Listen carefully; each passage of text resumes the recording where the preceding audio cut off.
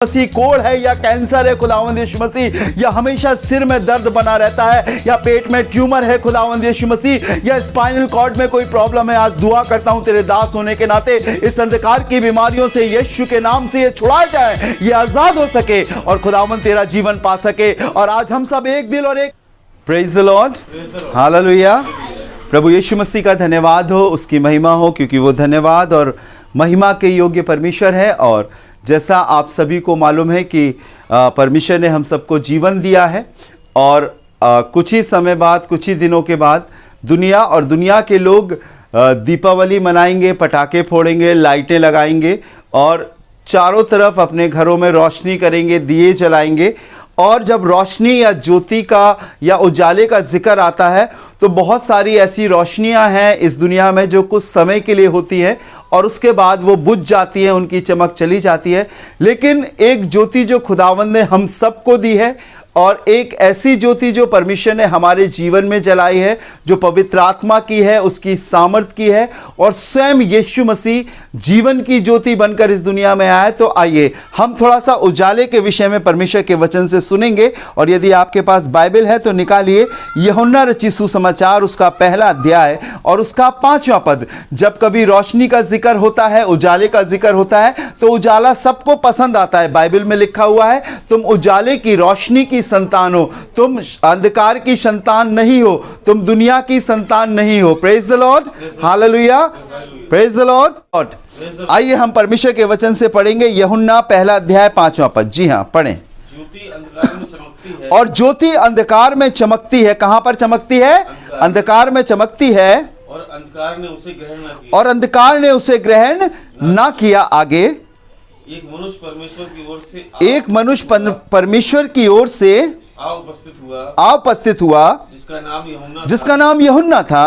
वह गवाही देने आया कि ज्योति की गवाही दे जी, ताकि सब उसके द्वारा विश्वास लाए। वह ज्योति ना था, परंतु उस ज्योति की गवाही देने के लिए आया था। वो आप तो ज्योति ना था पर ज्योति की गवाही देने के लिए आया था। यूहन्ना बपतिस्मा देने वाला यीशु मसीह से पहले आया था कि वो उस ज्योति की जो जगत में आने वाली है उसकी क्या करे? गवाही दे। और मालूम वो ज्योति कौन था? कोई बताएगा कौन था?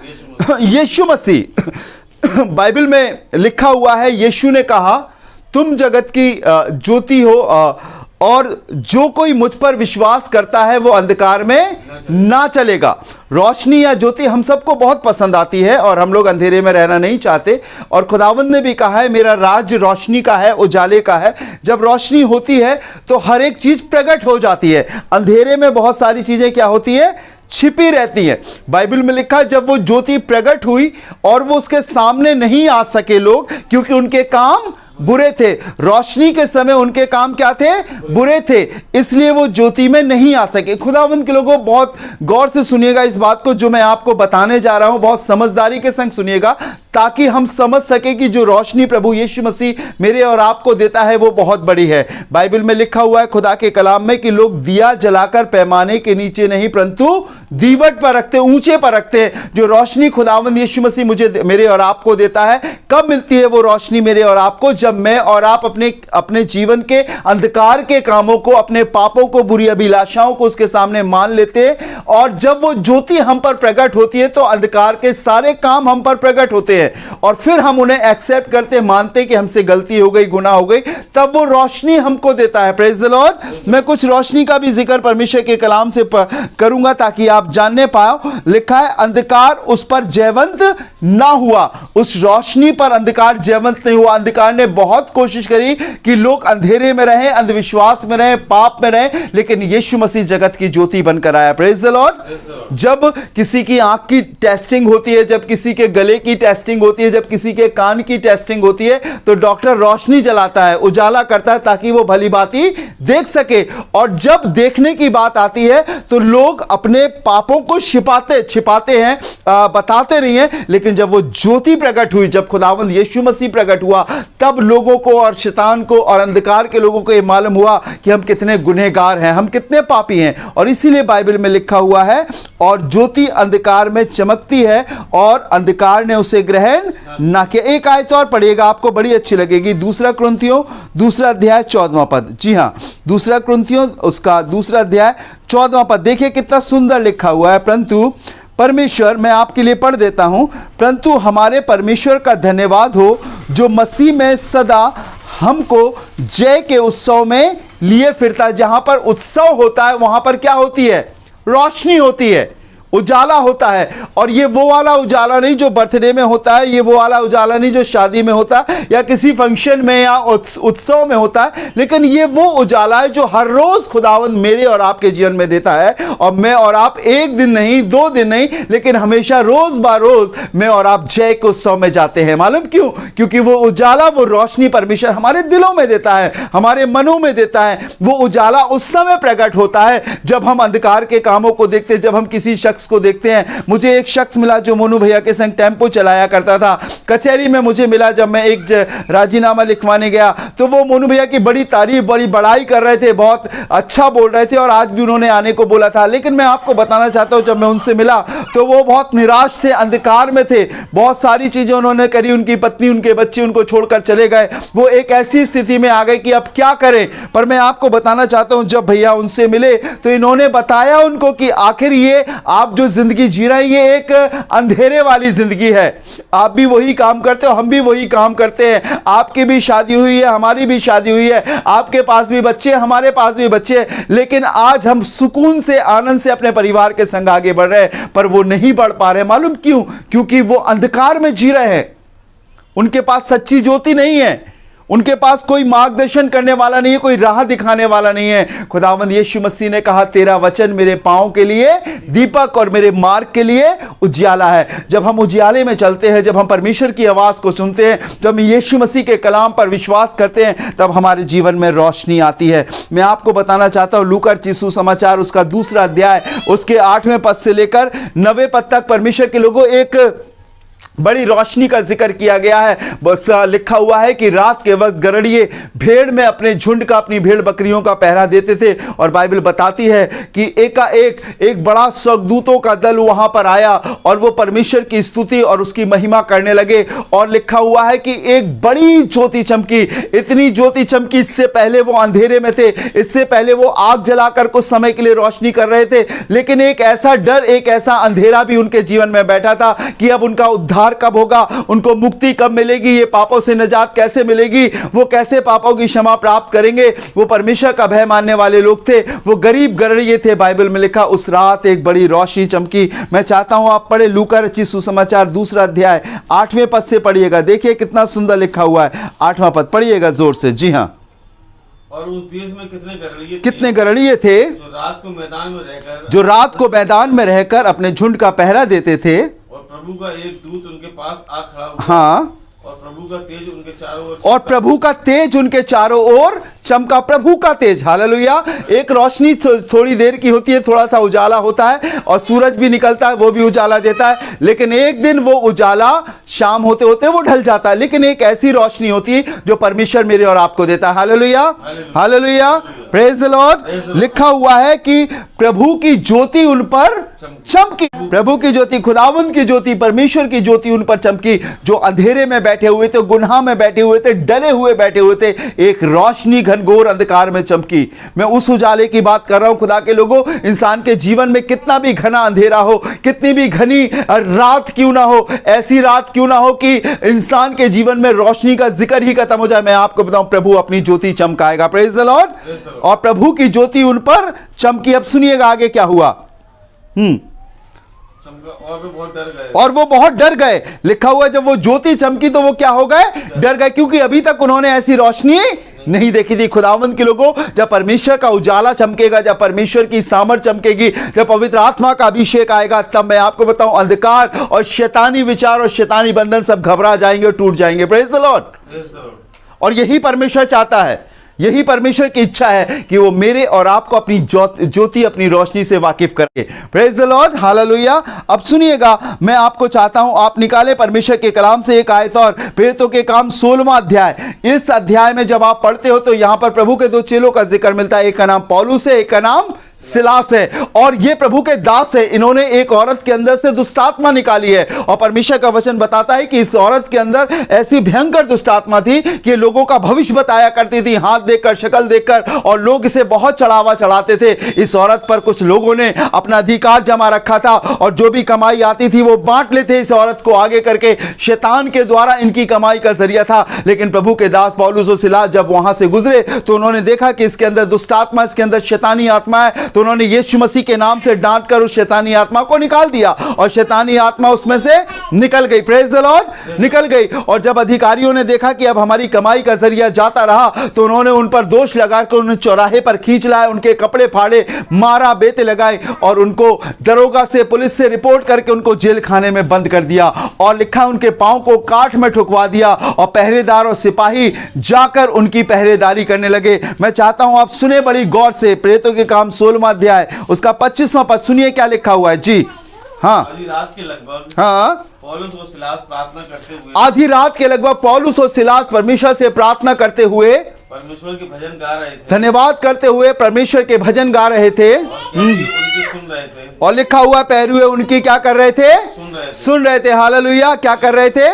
पैरुए उनकी सुन रहे थे। बहुत जानने की जरूरत है मेरे और आपको। आधी रात के लगभग, रात में क्या रोशनी होती कि अंधेरा होता? क्या होता?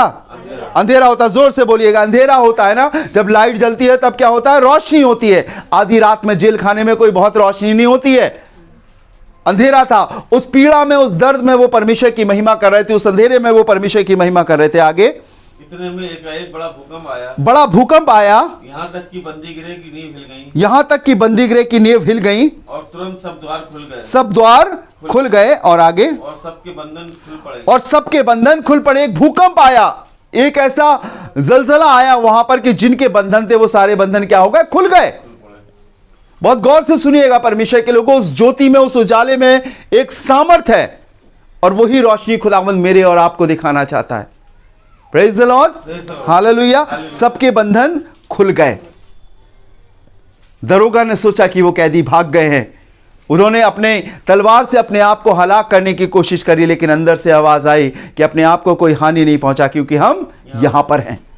तब उनके कदमों पर गिर गया और कहने लगा, हे साहिबो, मैं उद्धार पाने के लिए क्या करूं? तब उन्होंने कहा, प्रभु यीशु मसीह पर विश्वास कर तो तू और तेरा घराना उद्धार पाएगा। हालेलुया। उसी रात उसने अपने घराने समेत बपतिस्मा लिया, यीशु मसीह को ग्रहण किया। कोई बपतिस्मे की क्लास नहीं हुई इसकी, लेकिन इसने बपतिस्मा लिया, प्रभु यीशु मसीह को ग्रहण किया, अपने पापों से अपने मन को फिराया। मैं आपको बताता हूं खुदावंद के लोगों की, ज्योति का संदेश यही है छुटकारा, ज्योति का संदेश यही है आज़ादी, ज्योति का संदेश यही है कि परमेश्वर और उसकी सामर्थ के द्वारा बड़े बड़े कामों को होना। और वो रोशनी आज आपके भी जीवन में आना चाहती है, उस अंधकार से वो रोशनी आपको निकालना चाहती है, और वो यीशु मसीह है। और बाइबल में लिखा, ज्योति अंधकार में चमकती है और अंधकार ने उसे ग्रहण नहीं किया। जब हम यीशु मसीह के पास आते हैं तो हमारे गंदे काम प्रकट हो जाते हैं। उस रोशनी के पास आते हैं तो हम भली भांति सब कुछ प्रभु हमें देखने लगता है। और अगर हम अपने गंदे कामों को छिपाना चाहते तो हम अंधेरे में बने रहते।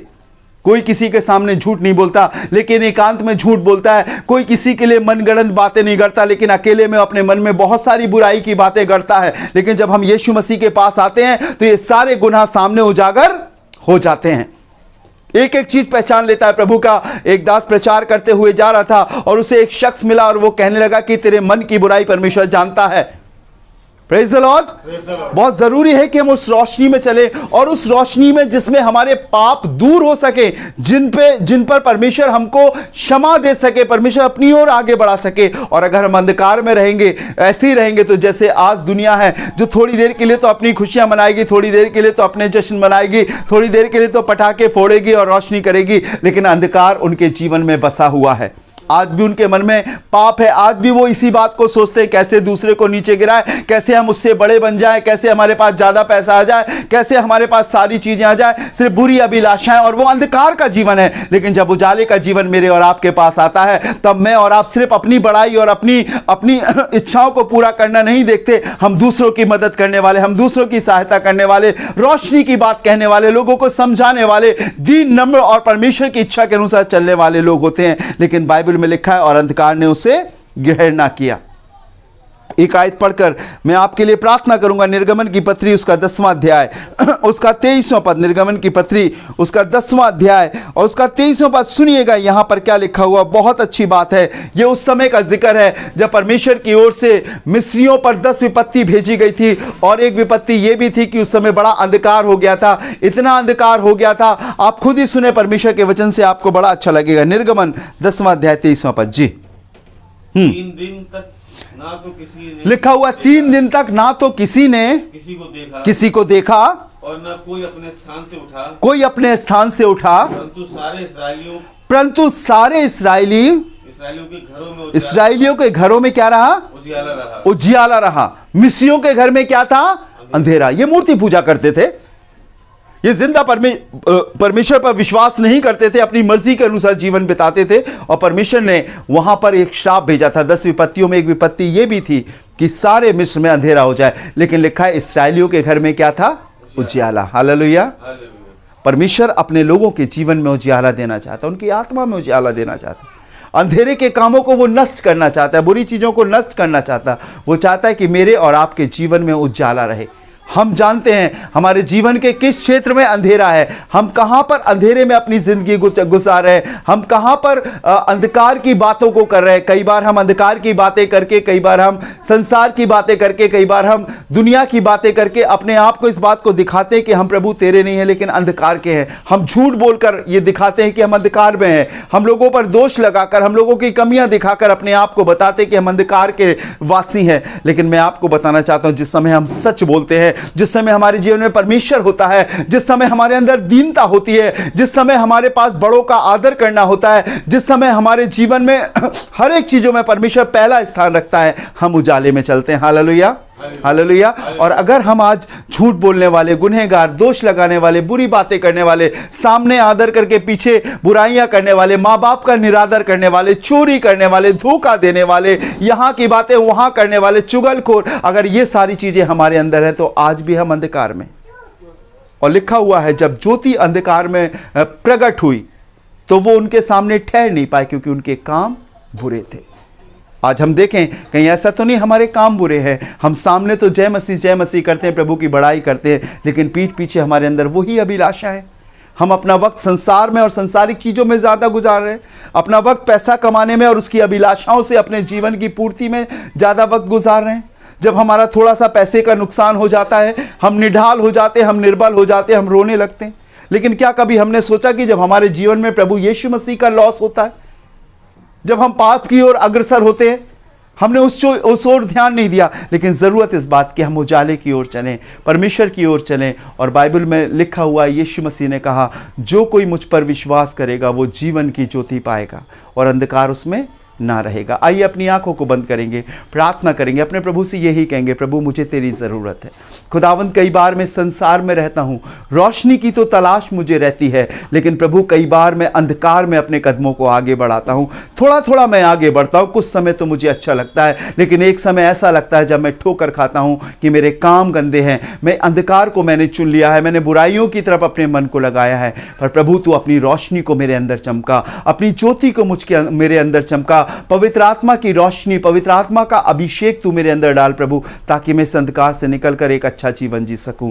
धन्यवाद प्रभु, तेरा धन्यवाद हो। राजाओं के राजा, प्रभु के प्रभु, तेरा धन्यवाद हो। मैं आपके लिए प्रार्थना करूंगा। खुदावंद यीशु मसीह में प्रार्थना करता हूं आपसे प्रभु, तेरे बेटे और बेटियों के लिए जो तेरा सुसमाचार सुन रहे हैं या जो सुनने वाले हैं, जो अपने घरों में अपने मोबाइल पर प्रभु इस सुसमाचार को सुनेंगे। आज खुदावंद तेरे दास होने के नाते मैं प्रार्थना करता हूं प्रभु यीशु मसीह, इस समय प्यारे प्रभु जब दुनिया, सारी दुनिया बनावटी रोशनी में अपने आप को खुश रखने की कोशिश करेगी। यीशु तू सच्ची ज्योति बनकर आया, इनके जीवनों में, इनके घरों में, इनके परिवारों में प्रभु यीशु मसीह तू रोशनी की मानंद, एक जीवनदायक दीपक की मानंद, एक जीवन देने वाली रोशनी की मानंद प्रभु तू इनके जीवन में चमकने वाला हो सके। इनकी आत्मा में, इनके दिल में खुदावन तेरी रोशनी चमक सके, तेरा वचन चमक सके, खुदावन तेरी पवित्र आत्मा की सामर्थ चमक सके और प्रभु यीशु मसीह अंधकार के सारे काम इनके जीवन से नाश किए जाएं प्रभु। ये बीमारियों से आजाद हो सके, ये हर एक उस समस्याओं से आजाद हो सके प्रभु जिससे ये जूझ रहे, चाहे उनके पास किसी भी प्रकार की कॉम्प्लिकेशंस क्यों ना हो, चाहे मुकदमे हो खुदावन,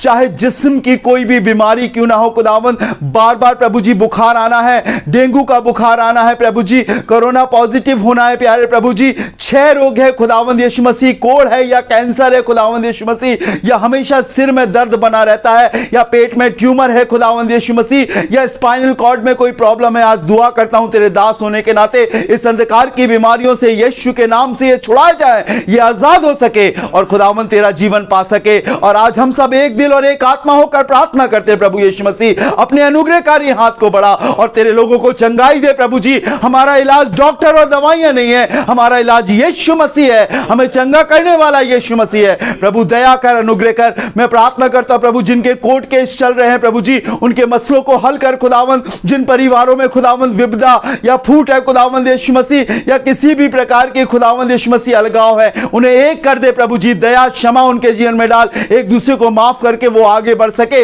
रिश्ते जुड़ सके प्यारे प्रभु जी, और सच्चाई से खुदावंद वो आज्ञा मानकर तेरी आगे बढ़ सके प्रभु। तूने देख रहा है, उन्हें क्षमा कर और ऐसा पछतापी मन दे कि वो एक हो सके प्रभु। प्रार्थना करता हूं खुदावंद उन सारे लोगों के लिए जिन कानों में ये सुसमाचार जा रहा है प्रभु जी, आज से यीशु मसीह नासरी के नाम से उनके जीवन में एक जीवन की ज्योति चमकने पाए, यीशु मसीह चमकने पाए खुदावंद। इनसे बातें करना स्वप्न में, दर्शन में, कलाम पढ़ते समय अपने सेवक और सेविकाओं के द्वारा, और एक जीवन देना। यीशु नासरी तेरे जीवित हाथों में सौंपता हूं, बरकत दे और आशीष दे और आगे बढ़ा प्रभु। सारा आदर सारी महिमा आपको देते हैं और खुदावंद यीशु मसीह के नाम से मांगते हैं, आमीन आमीन आमीन। जय मसीह की।